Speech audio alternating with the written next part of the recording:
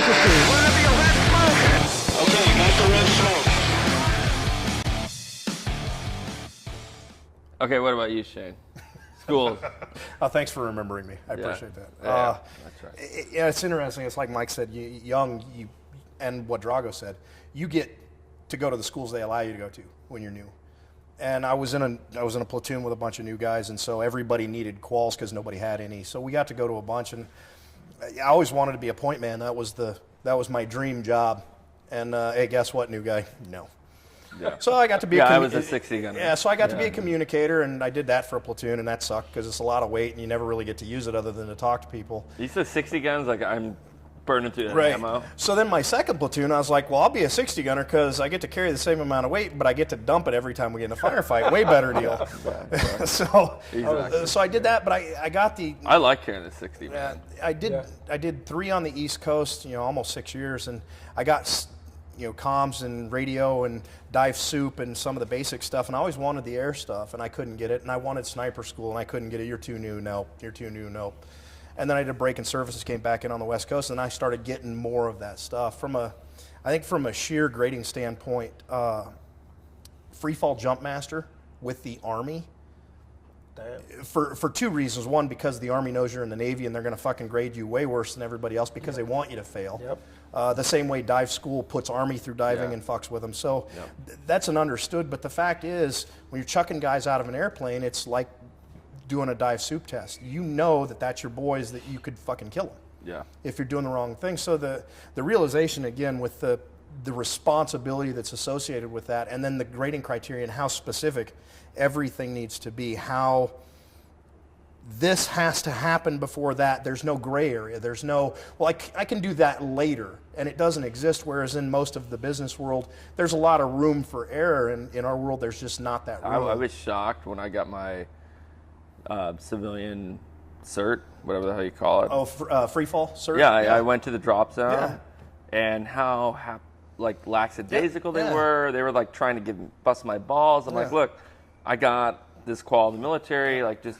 run me through this course, and was like, oh, do you got your shit on? Okay, you're good. All right, let's go. Hey, can you reach your PUD? Yeah, all right, you're good. Let's go. I was like, dude, are you going to like check me out or anything? Yeah, it's nothing. People have no idea. Like, if you're going to skydive in the military, you're going to put your stuff on, you're going to get buddy checked. Yep. You're going to get jump master checked, another jump master check. Before you get out of the plane, you get another check. Yeah, they're formalized safety checks. Right. Yeah, And it's very professional, right? and as much as and it's absolutes because people have died because you didn't do it. yeah. So I was most of those. shocked at the lax. Yeah, and you go through those lackadaisical schools, attitude and I civilian mean, sniper, drop zones. pick your school in the community. You go through that school, and you start thinking to yourself, well, that's stupid. Why are we doing that? But if you look at the background of why it's done that way, it's because somebody probably died by not doing it that way. The lesson was learned in a really horrible fashion. Hey, we're going to go ahead and incorporate that. Yep. So from a strictly grading criteria and a stress level,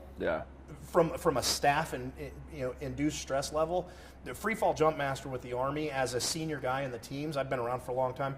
I don't want to fail that shit. I mean, you never want to fail a school, obviously, but the idea. Which most would, on that point, if you fail a certain school, like you can be kicked out of the team if you lose your trident. Yeah.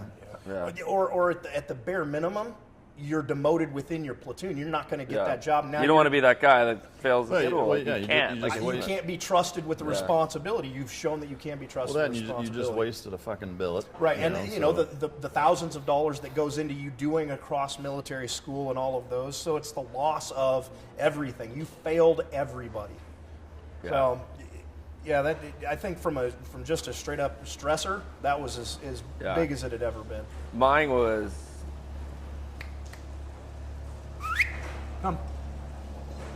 I remember the day that our leadership pulled Glenn and I into the office and offered us up the sniper billet.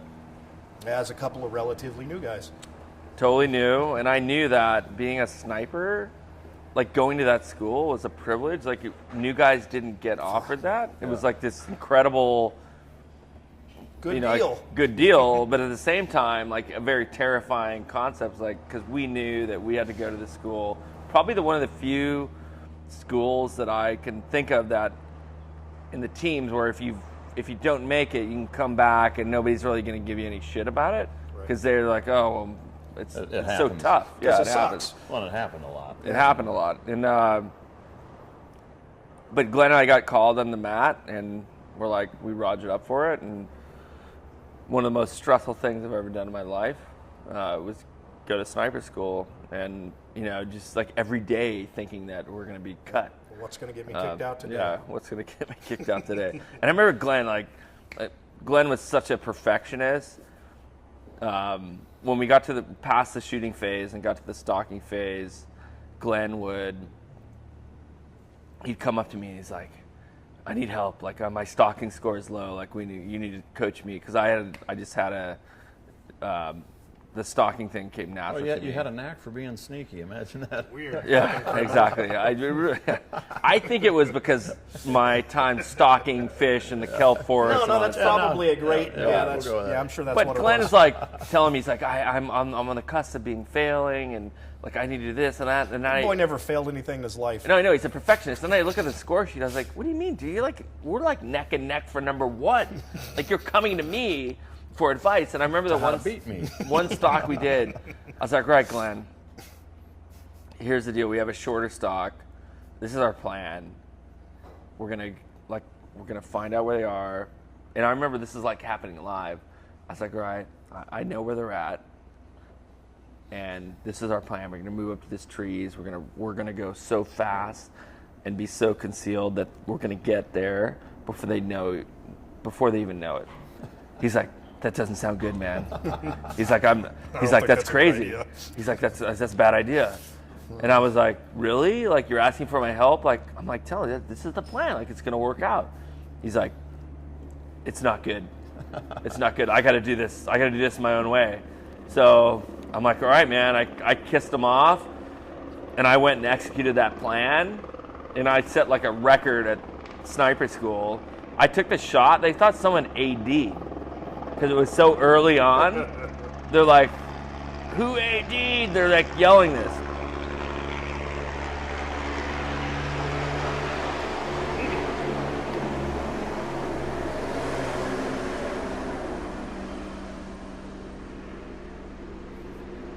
So they literally were yelling, "Who AD'd on target?" And I was like, "No, I took the shot." Because we fired blanks and we fired live round, and I packed my stuff. I scored a 10 on the stock. I walked back, and guys are looking at me like, "What just happened?" And they're like on their stomachs, like inching along for another 4 hours. And I went back and like made a bed and took a nap for 4 hours. And Glenn was like, "You son of a bitch." He's like, "I can't believe I didn't listen to you." Can't believe that worked. Yeah, I was like, "I told you, bro. Like that was the plan. Like that was it. I just did it." So now I'm sleeping for 4 hours. And but sniper school by far the toughest school I've ever been to. Yeah, I probably could have gone on the West Coast, but by then I'd already heard all the horror stories about what a shit show it is, like particularly the stalking and how not just difficult but miserable they make it. And up at Coalinga in the heat and I was like, I don't want to do that. Yeah. I'm pretty sure that'll make my elbows and knees hurt for a long time. Nope.